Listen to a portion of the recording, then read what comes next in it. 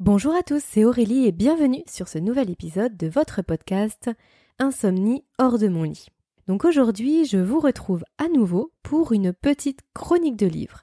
Donc un épisode qui sera dédié entièrement au livre qui s'intitule Mieux dormir chaque nuit, être en forme chaque jour de la docteure Joëlle Adrien. Alors, je vais vous partager, comme je l'avais fait dans la chronique précédente, les grandes lignes du livre, ce qui m'a plu, ce que j'ai peut-être moins apprécié, et surtout les 5 éléments principaux qui m'ont le plus marqué et que j'ai pu appliquer vraiment de façon pratico-pratique dans mon quotidien. J'ai intitulé les chroniques de livres la BSB série pour Better Sleep Books, parce que c'est vrai qu'en français c'était un petit peu trop long. C'est vrai qu'à partir du moment où on prend les acronymes en français, c'est un peu long, comme IHDML pour Insomnie hors de mon lit. C'est un petit peu long. Alors que Better Sleep Books, ça me paraissait être plus simple. J'espère que ça vous plaît comme nom de série. Si vous avez mieux, n'hésitez pas à m'envoyer un petit mail pour me le dire et je changerai avec plaisir. Il n'y a rien de figé.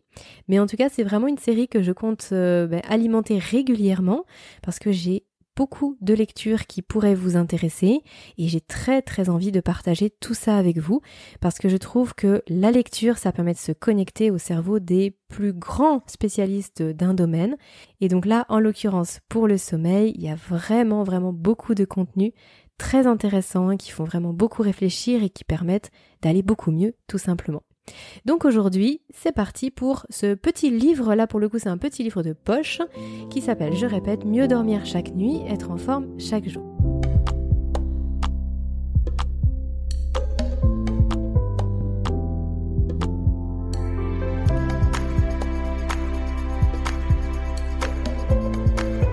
Alors quelques mots au sujet de l'auteur. Madame Joëlle Adrien est neurobiologiste. Elle est aussi directrice de recherche à l'INSERM, qui est l'Institut de santé et de recherche médicale, et elle est aussi présidente de l'Institut national du sommeil et de la vigilance. Alors j'ai vu qu'elle avait écrit d'autres ouvrages sur le sommeil, mais celui-ci c'est le plus récent. Alors maintenant quelques mots sur le livre. Donc ce livre a été publié en avril 2019, et c'est vrai que c'est toujours intéressant d'avoir des livres récents, puisqu'on peut facilement imaginer qu'ils reflètent les derniers résultats de recherche, et qui sont, on va dire, à la pointe de ce qu'on sait sur le sujet. C'est pas toujours le cas, parfois faut creuser dans d'anciennes littératures pour découvrir des sujets qui n'ont pas été retraités depuis, mais en règle générale c'est plutôt un signe positif, surtout quand il y a plusieurs livres écrits par le même auteur, forcément le dernier, c'est bien sûr la somme des connaissances qu'a pu emmagasiner l'auteur, donc là en l'occurrence pour celui-ci ça me paraissait être un point positif. Dans tous les cas, petit conseil perso, lorsque vous commencez à vous intéresser à la littérature en général, que vous cherchez à connaître le sérieux d'un livre ou d'une étude, n'hésitez pas à regarder la liste des références citées. Citées souvent en fin d'ouvrage d'ailleurs, c'est l'ensemble des ouvrages, des études sur lesquels s'est appuyé l'auteur pour écrire le sien. Et comme ça permet de voir le sérieux et puis aussi le spectre de la littérature utilisée. Là pour ce livre, on retrouve d'autres livres plus anciens, des dossiers de la revue La Recherche et aussi plusieurs sites internet. Bon, c'est juste une petite parenthèse pour ceux d'entre vous qui aimaient bien consommer uniquement du contenu vraiment de qualité. Alors, c'est pas le meilleur livre que j'ai lu sur le sommeil, dans le sens ce n'est pas le plus complet, mais j'ai trouvé qu'il était particulièrement intéressant pour les raisons suivantes.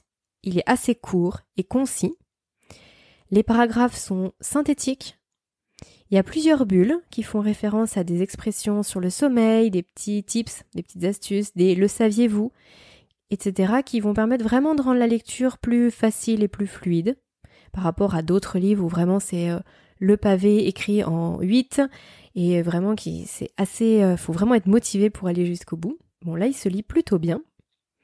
Et puis ce que j'ai bien aimé aussi c'est qu'il aborde la thématique du sommeil sur un large spectre, c'est-à-dire qu'on va des causes aux conséquences sans bien sûr oublier les solutions, mais sans rentrer trop dans le détail. Donc c'est pour ça que ce livre, pour commencer, il est vraiment parfait. Je trouve que le lecteur n'est pas noyé dans trop d'informations d'un coup et que ça permet de se familiariser avec un bon nombre de principes et aussi de termes spécifiques sans rentrer trop loin dans le sujet. En plus, il y a un petit encart à retenir à la fin de chaque chapitre. Donc ça vous correspondra tout à fait si comme moi vous avez un esprit plutôt synthétique et que vous aimez bien les mots-clés, les choses à retenir avec des petites flèches. Et puis bien sûr, vu que c'est un livre de poche, son prix est aussi vraiment de poche, vraiment abordable, pour moins de 10 €. Vous pouvez avoir vraiment de bonnes connaissances pour démarrer sur le sommeil. Alors maintenant, si je devais vous résumer les grandes lignes du livre. Déjà, le docteur Joël Adrien répond aux questions suivantes. Quels sont les mécanismes qui mènent chaque individu à s'endormir, puis à se réveiller, et comment s'organise le sommeil la nuit? Donc là, on est vraiment sur la compréhension des mécanismes du sommeil. Elle répond aussi aux questions « Pourquoi est-ce qu'on dort ? Quels sont les intérêts physiologiques du sommeil sur le cerveau, mais aussi sur le corps ? Et du coup, qu'est-ce qui se passe quand on ne dort pas ?» Elle va aussi aborder les points suivants. Qu'est-ce que l'horloge biologique et comment elle fonctionne? Par exemple, elle va évoquer les décalages horaires lors des voyages, mais aussi les décalages de notre horloge interne. Et là, on commence petit à petit à toucher du bout du doigt les troubles du sommeil. Elle va mettre en avant un point qui est extrêmement intéressant. C'est le fait qu'on ne dorme pas assez. Alors vous allez me dire, là Aurélie, ok, c'est super intéressant ce que tu nous racontes, mais clairement on le savait déjà. Non, en fait ce que je veux dire, c'est qu'on ne dort pas assez à l'échelle de la société tout entière. Et elle met en avant que c'est un phénomène qui est assez récent. En fait, tout a basculé il y a environ un demi-siècle, enfin, il y a déjà eu une grosse bascule qui s'est faite avec l'avènement de l'électricité, tout simplement, puisque avant, quand il y avait plus de soleil, il y avait plus de lumière, ou en tout cas il y avait que des bougies. Et avec l'avènement, la naissance de l'électricité, tout a changé. Mais on va dire que la vraie bascule s'est faite réellement il y a un demi-siècle. Et d'ailleurs, par rapport au milieu du siècle dernier, on dort presque 1h30 de moins. C'est quand même fou, c'est un truc de fou. Et justement, elle met en avant que cette dette de sommeil coûte très cher à la société. Et elle parle même d'épidémie. Donc elle a un point de vue qui est vraiment très très intéressant sur la question et elle met en avant tout ce que ça entraîne. Donc on va dire que ça c'est vraiment sur la grande première partie et ensuite toute la deuxième partie va être consacrée bien sûr aux troubles du sommeil, à l'insomnie et surtout aux différentes solutions et aux conseils pratiques qu'on peut mettre en place pour en sortir. Donc en fait tout le monde peut s'y retrouver, c'est-à-dire que même des personnes qui sont juste intéressées par la thématique du sommeil peuvent vraiment trouver des choses très concrètes, très intéressantes pour bien comprendre le phénomène, le mécanisme. Et ensuite, les personnes qui souffrent d'insomnie et de troubles du sommeil y trouveront aussi des conseils pratiques. Et d'ailleurs, elle met aussi en avant des conseils spécifiques en fonction des âges. Donc pour les seniors, pour les adultes, mais aussi pour les enfants et aussi pour du coup les parents, pour mieux gérer le sommeil de leurs enfants. Ensuite, il y a 2 points que j'ai un petit peu moins aimés par rapport au livre. Le premier, c'est que dans ce petit livre de poche, on trouve des questionnaires pour évaluer son stress et la façon dont on vit l'insomnie. Et clairement, pour moi, c'était vraiment inutile. C'était pas du tout pertinent. Je pense que ça s'adresse vraiment à des personnes qui découvrent un jour qu'elles dorment mal depuis du style 1 semaine. Mais pour des personnes qui souffrent d'insomnie chronique, ça n'a, selon moi, pas du tout d'intérêt. En tout cas, c'est pas pour les questionnaires qu'il faut acheter ce livre. Et puis le second point, c'est peut-être pour les personnes qui auraient déjà de bonnes connaissances sur le sommeil, qui ont déjà lu plusieurs livres sur le sujet. C'est tout à fait possible que ce livre soit un petit peu trop léger pour vous, dans le sens un petit peu trop superficiel dans les explications. Par exemple, moi qui aime bien aller à chaque fois jusqu'au bout des choses, parfois je restais sur ma faim. Par exemple, il y avait un titre du chapitre qui posait une question et finalement j'avais l'impression que ça n'y répondait pas en détail. Mais encore une fois, c'est peut-être juste le revers de la médaille. C'est-à-dire que tout à l'heure, j'évoquais justement le fait que c'était très intéressant au niveau de la facilité de la lecture, le côté accessible, et puis que ça permettait de bien s'imprimer des notions de base, etc. Et donc du coup, je pense qu'on ne peut pas tout avoir. Ça dépend de ce que vous recherchez. Si c'est le premier livre que vous achetez sur le sommeil, vous allez vraiment, vraiment y trouver des perles. Si vous en avez déjà lu plusieurs et que vous voulez à chaque fois, dans chaque concept, aller jusqu'au bout des choses, peut-être qu'il sera un petit peu juste pour vous. Alors maintenant passons aux 5 points qui m'ont fait changer de façon très concrète, qui m'ont marqué tout simplement et que j'ai envie de vous partager. Alors, il y a une chose qui m'a marqué et pourtant c'est tout bête. Mais c'est la prise en compte de la température. Et d'ailleurs, je vous en ai déjà parlé dans d'autres podcasts. J'avais déjà entendu dire qu'on dormait moins bien dans une chambre qui était trop chauffée, mais en fait je ne savais pas vraiment pourquoi. Je pensais que c'était un petit peu comme tout le temps et partout, quand il fait trop chaud ou trop froid, on est juste moins bien. En réalité, ça fait vraiment référence à ce qu'on appelle la fenêtre de sommeil, c'est-à-dire le temps qui est adéquat pour nous pour dormir. Alors, cette fenêtre du sommeil, elle ne sera pas perturbée si la mélatonine est produite en assez grande quantité. Vous savez, cette fameuse hormone qui découle de notre horloge biologique et qui indique au corps que c'est le moment de dormir, mais aussi si la température du corps est adéquate. Il faut savoir que pour s'endormir, la température interne, elle doit baisser. On est au maximum de notre température vers 17h, environ 37,3, et au minimum vers 5h du matin. Et là, on descend jusqu'à 36,3 environ. Puis la courbe s'inverse et on se prépare au lever. Donc si le corps est trop chaud, il devra faire beaucoup d'efforts pour faire baisser cette température pour basculer vers le sommeil. Et donc idem, la nuit, si la température du corps n'est pas maintenue assez basse, on se réveille. Dans la chambre, elle préconise qu'il fasse entre 16 et 18 degrés. Après, bien sûr, sous la couette, il fait plus chaud, on est environ à 30 degrés sous la couette. Mais en tout cas, le fait d'avoir une chambre fraîche permet de dormir dans cette fenêtre du sommeil qui est là pour notre sommeil, au niveau biologique. Alors, qu'est-ce que j'ai fait par rapport à cette histoire de température ?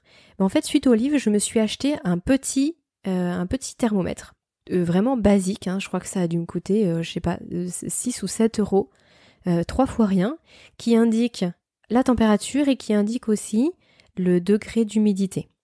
Parce que c'est vrai qu'une chambre trop sèche, c'est très irritant pour les voies respiratoires, ça je l'avais appris par ailleurs, donc du coup je trouvais que c'était bien qu'il ait les deux fonctionnalités, mais du coup je veille à ce que la température de la chambre ne soit pas trop élevée, donc j'ai coupé tous les radiateurs dans les chambres et j'aère énormément, donc je ferme bien les portes, parce que bien sûr, surtout pendant la période hivernale on chauffe quand même, mais pas dans les chambres, et donc je veille à ce que la température ne soit pas trop importante. Après, l'été, on fait comme on peut, bien sûr. Là, je vais pas vous dire de mettre la clim à fond si vous avez pas de clim, mais en tout cas, c'est un élément qui est à prendre en compte. Deuxième point, ça a contribué à me sensibiliser une bonne fois pour toutes sur l'impact de la lumière bleue des écrans, qui vont complètement perturber notre horloge biologique. Donc, pour rappel, cette lumière bleue, elle est assimilée par notre cerveau à la lumière du jour. Donc, en fait, si on est sur les écrans à 22h, notre noyau suprachiasmatique pense que c'est le jour et donc il ne va pas induire une production de mélatonine. Comme je vous le disais, la mélatonine, c'est quand même l'hormone qui va nous faire basculer vers le sommeil. D'où cette importance qu'on en produise et qu'on en produise assez tôt. Parce que si on en produit à 3h du matin, c'est un peu trop tard après pour faire sa nuit. À moins d'être travailleur de nuit et dormeur de jour. Mais ça, c'est encore une autre problématique. Donc c'est vrai qu'aujourd'hui, je m'astreins vraiment à terminer tout ce que je dois faire sur écran à 20h. Pour moi, le meilleur c'est 20h ou alors 20h30, mais 21h max. Au-delà de 21h, il n'y a vraiment plus du tout d'écran. Et encore, quand je dis terminer sur écran, ça va être par exemple juste consulter mes mails si j'attends quelque chose ou alors envoyer un message. Mais je travaille vraiment dans la journée jusqu'à 19h. Et normalement, après 19h, pour moi, c'est vraiment terminé. Et j'ai mis en place cette règle un peu stricte dans mon quotidien suite à ce livre. Et j'ai vraiment vu une amélioration de mon endormissement surtout. Ensuite, troisième point. J'ai beaucoup aimé son approche de l'aspect psychologique de l'insomnie. Ça éclaire le point de vue que je m'étais fait depuis déjà quelques temps sur le sujet, à savoir que l'insomnie occasionnelle que on peut rencontrer va basculer en insomnie chronique quand la source du problème change, mais qu'on ne s'en rend pas compte. C'est à ce moment-là qu'on se rend compte que finalement la peur de l'insomnie a pris la place du vrai problème. Et donc là, c'est une angoisse psychologique, alors que finalement le problème initial, il pouvait être tout autre. Je vais expliquer ça différemment, parce que c'est pas forcément facile à première vue. C'est-à-dire qu'on peut avoir un déséquilibre quelconque, par exemple, prenons la mélatonine, puisqu'on en parlait juste avant. On peut avoir un problème au niveau de la mélatonine, c'est-à-dire que certains soirs, quand on est beaucoup sur écran, on n'en produit pas, on dort pas. Ça peut se produire pendant 1 semaine, 2 semaines, 3 semaines, 3 mois, et puis on va finir par stresser d'aller se coucher, par angoisser de la nuit, parce qu'on se dit, mais en fait, je ne dors jamais, je fais de l'insomnie. Et même si on arrête de regarder les écrans le soir, on va rester dans un phénomène d'insomnie parce qu'on va continuer à angoisser.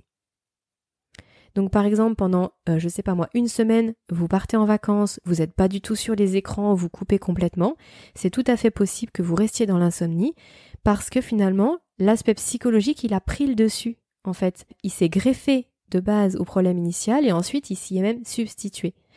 Donc, tant qu'on n'a pas pris conscience du problème initial et qu'on n'a pas ancré de nouvelles habitudes pour ensuite faire disparaître cette angoisse, on se retrouve avec une angoisse psychologique, alors qu'au début, c'était pas le cas.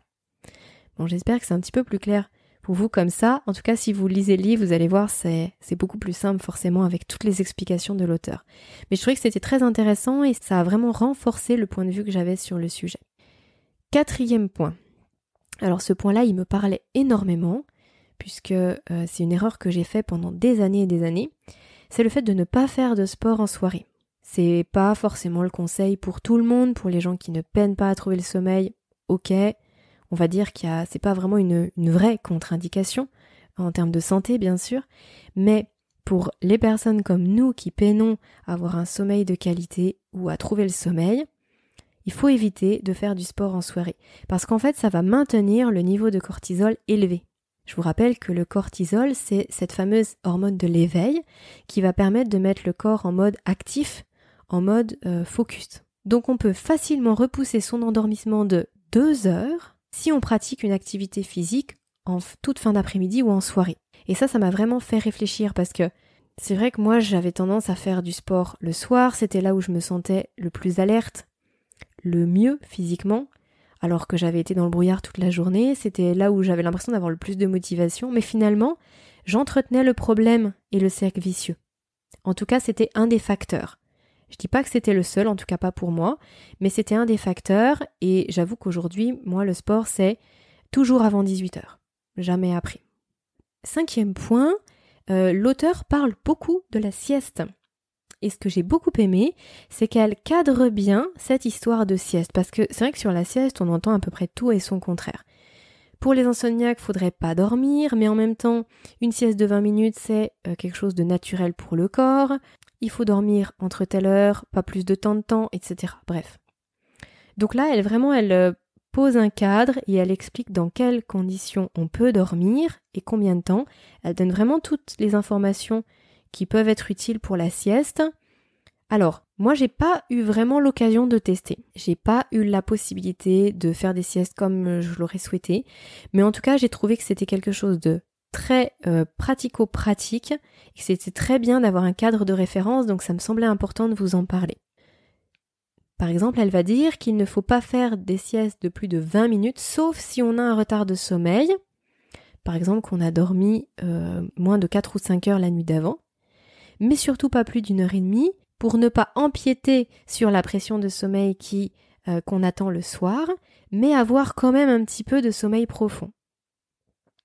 Alors, il y a encore beaucoup d'autres choses, bien sûr, comme le fait qu'elle évoque des troubles du sommeil que j'avais jamais vus ailleurs, d'ailleurs, comme les rythmies du sommeil ou la somniloquie, je connaissais même pas les termes. Voilà, ce sont des troubles dont on peut souffrir et on n'a pas forcément les mots dessus, donc là, elle en parle et c'est vraiment bien.